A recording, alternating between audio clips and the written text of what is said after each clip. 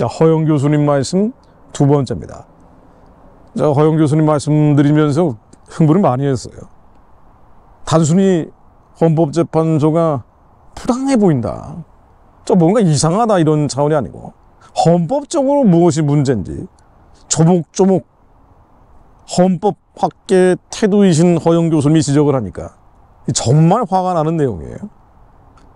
우리가 진정하고 마음을 가라앉히고 교수님 이야기를 좀 더 들어보겠습니다.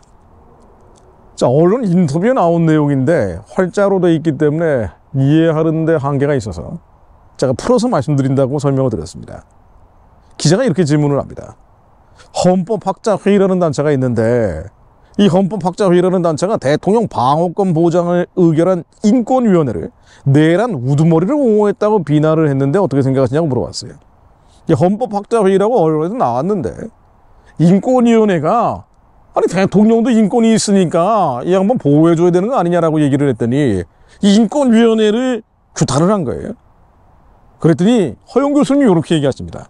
나는 그들이 누군지 모른다. 헌법학자회의라는 게 유령단체라는 얘기예요.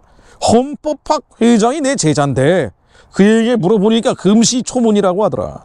비상계엄 직후에 급조된 단체로 보인다. 이런 어차피 제가 욕을 해봐야 삐 처리가 되니까 앞으로 이제 편집할 때 삐 처리하는 거지만, 좀 더 인용해 보겠습니다. 대통령은 사회적 약자가 아니고 변호인단이 충분히 방어권을 행사하고 있다는 게 그들의 주장인데 어떻게 생각하시냐고 물어봤어요. 정말 나쁜 놈들이죠. 대통령도 인간 아니에요. 게다가 그 한 사람이 문제가 아니라 대한민국 전체의 자유민주적 기본 질서가 달려있는 사안이기 때문에 더더군다나 인간으로서의 존엄과 가치를 보장해줘야 되는데 대통령은 사회적 약자가 아니기 때문에 보호해서는 안 된다는 식으로 나간 거예요. 여기에 대해서 물어본 겁니다. 교수님이 이렇게 얘기하세요. 그 방어권을 충분히 행사해서 체포와 구속을 면한 사람이 이시명 대표 아니냐. 이시명은 야당 대표라는 이유로 방어권을 충분히 보장을 해줘서 체포되지도 않고 구속되지도 않았는데 왜 대통령은 사회적 약자가 아니기 때문에 구속해야 되냐는 거예요. 그런데 국민이 뽑은 대통령이 3분의 발언 기회를 달라고 하는데도 헌재가 거부를 했다. 오죽하면 현직 지검장, 이영림 춘천지방검찰청 검사장 얘기하는 겁니다. 현직 지검장이 일제 재판관의 밑에서 헌법재판관의 비판을 했겠는가. 나는 그 비교가 결코 과하지 않다고 생각한다. 허영 교수님도 이렇게 이야기하시네요. 지금 헌법재판소 재판관들은 일제시대 재판관만도 못하다. 또 물어봅니다. 계엄 직후에 한 일간지에 쓴 칼럼에서 비상계엄 선포는 헌법이 정한 발동 요건을 충족했다고 보기 어렵다고 하셨다. 이런 칼럼 썼죠. 여기에 대해서 교수님이 이렇게 얘기합니다. 그렇다고 내란죄가 성립되는 것은 아니다. 또 물어봤어요. 왜 그렇습니까? 당신이 분명히 비상계엄 선포가 헌법이 정한 발동 요건을 충족했다고 보기 어렵다고 하지 않았습니까? 근데 왜 지금 와서는 내란죄가 아니라고 얘기하십니까? 그랬더니 비상계엄 선포권은 헌법이 대통령에게 부여한 국가 긴급권 중에 하나다. 또한 지금이 국가 비상사태에 준하는 상황인지 판단하는 것은 대통령 고유의 권한이다. 대신 국회는 해제 요구권으로 대통령을 견제할 수 있다. 비록 국민 눈높이에 맞지 않는 계엄을 선포했지만 국회의 해제 요구를 대통령이 받아들였으면 그것으로 일단락된 것이다. 일단락 됐잖아요. 이게 법적으로 클리어한 거예요. 깔끔한 겁니다. 비상 상황인지 아닌지는 대통령이 결정해서 계엄을 선포할 수 있는 것이고 국회는 해제 요구권을 발동했기 때문에 해제된 겁니다. 근데 이걸 가지고 내란이니 뭐니 하고 있는 것 자체가 어이가 없다는 얘기예요. 국회에 군대를 투입한 것은 치명적이었다는 의견이 많은데 여기는 어떻게 생각하냐고 물어봤어요. 그랬더니 형법상 내란죄는 고의로 국가 권력을 배제하고 국권을 물란하게 할 목적으로 폭동을 일으킨 것을 구성요건으로 한다. 그런데 현직 대통령이 국가 권력을 찬탈했다는 게 말이 되느냐. 국헌 문란으로 따지면 29번 줄탄에게 4조가 넘는 예산을 삭감해서 국정을 마비시킨 민주당 책임이 더 크다. 여기에 윤 대통령의 발언을 좀 더 인용해보자면요. 4조가 넘는 예산을 삭감해서 국정을 마비시킨 민주당 책임. 온몸에서 두 눈만 쏙 빼버린 겁니다. 그래서 얼마 확감 안 하지 않았느냐라고 할지 모르지만 두 눈을 빼버리니까 아무것도 못하게 만들어버린 거예요. 폭동의 요소를 갖췄다고 볼 수 없다. 고작 200명 군인이 무장도 하지 않은 채 동원됐다. 내가 볼 때 국가 긴급권의 과잉 행사인데 이를 내란죄로 처벌하는 사례는 세계 헌정사에 없다.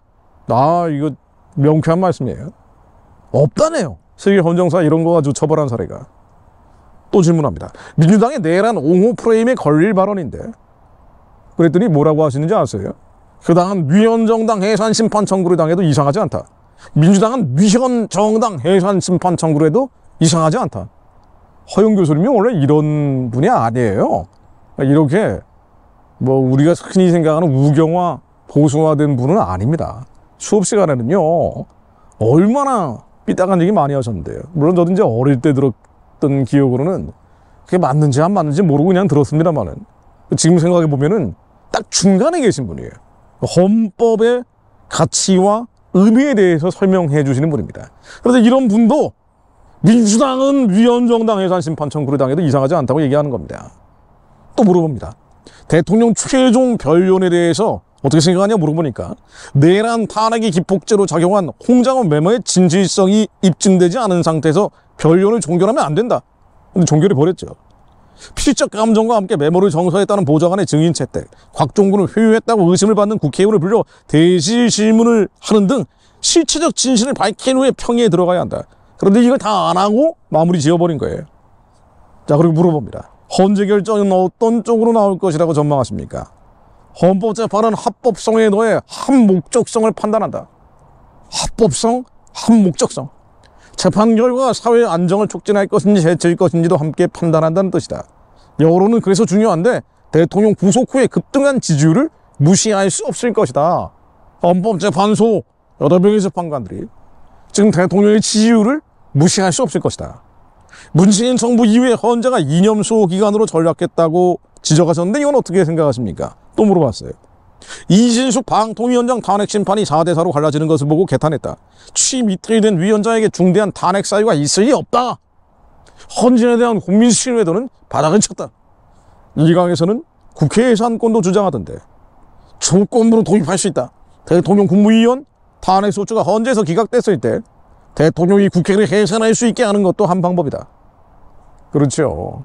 개헌해야 되면은요, 요건 개헌을 할 필요가 있어요. 대통령 탄핵하고 국무위원 탄핵 29명 줄 탄핵시키고 이게 만일 헌재에서 기각되면은 국회를 해산해버리는 거예요. 만일 개헌을 해야 된다면은 이런 개헌은 할 필요가 있습니다. 허영 교수님 말씀처럼. 자, 하나님 말씀 읽고 마무리합니다. 로마서 13장 2절로 각 사람 위에 있는 권세들에게 굴복하라. 권세는 하나님께로 나지 않음이 없나니 모든 권세는 하나님이 정하신 바라. 그러므로 권세를 거스리는 자는 하나님의 명을 거스림이니 거스리는 자들은 심판을 자취하리라. 하나님이 질서의 하나님입니다. 이 질서를 무시하고 전복시키려는 것은 하나님의 뜻이 아니에요. 한국의 그리스도인들 정신 차려야 됩니다. 윤석열 탄핵시키는 것은 하나님의 뜻을 거스르는 거예요. 하나님이 만들어주신 권세를 거스르는 겁니다. 예전에 문재인 정권 때는 왜 문재인 끌어내리라는 주장했느냐, 그런 반문하시는 분들 계시죠. 여기에 예외는요, 하나님이 대적할 때예요. 권세는 다 하나님이 정해주셔서 순복해야 되는데 만일 그 권세가 교회를 해체하고 하나님이 대적하고 스스로 하나님 자리에 올라가려고까지 하면은 그 권세는 무너지는 겁니다. 이게 예외 상황입니다. 적그리스도의 예표이기 때문이에요. 김일성이 신이라고 주장하면서 김일성, 김정은의 우상화하고 있는 북한 체제는 무너지는 거예요. 이 권세는 인정할 수 없기 때문입니다. 시진핑 권력 마찬가지예요. 교회 십자가와 함께 시진핑 사진 걸고 우상화하고 있는 저 권세는 무너지는 거예요. 문재인 정권 때 어땠습니까? 하나님이 대적하고 교회만 콕 집어서 해체하기 시작했잖아요. 방역이라는 이유로 교회만 콕 집어서 예배를 셧다운시킨 거예요. 교회를 해체하기 시작한 겁니다. 이런 가증한 일들을 가짜 통계, 거짓 통계를 가지고 한 거예요. 그래서 하나님이 대적하는 문재인 정권은 그 당시 인정할 수가 없었던 거예요. 그럼에도 불구하고 선거 절차를 준수했던 게 한국의 보수층입니다. 그런데 지금 윤석열 정부는 하나님이 세워주신 권세를 불법적인 방법으로, 위헌적인 방법으로 찬탈하고 있는 거예요. 이 가증한 일들이 중단되게 하옵소서. 하나님이 어둠과 흑암의 역사가 중단되게 하시오. 먼저 교회가 깨어 기도하게 하옵소서. 무슨 일이 벌어지는지 정신을 차리고 근신하여 하나님의 역사를 이루는 자들이 되게 하옵소서. 하나님 탄핵 과정에 개입하여 주시오. 어둠과 흑암의 진들이 스스로 무너지게 하옵소서.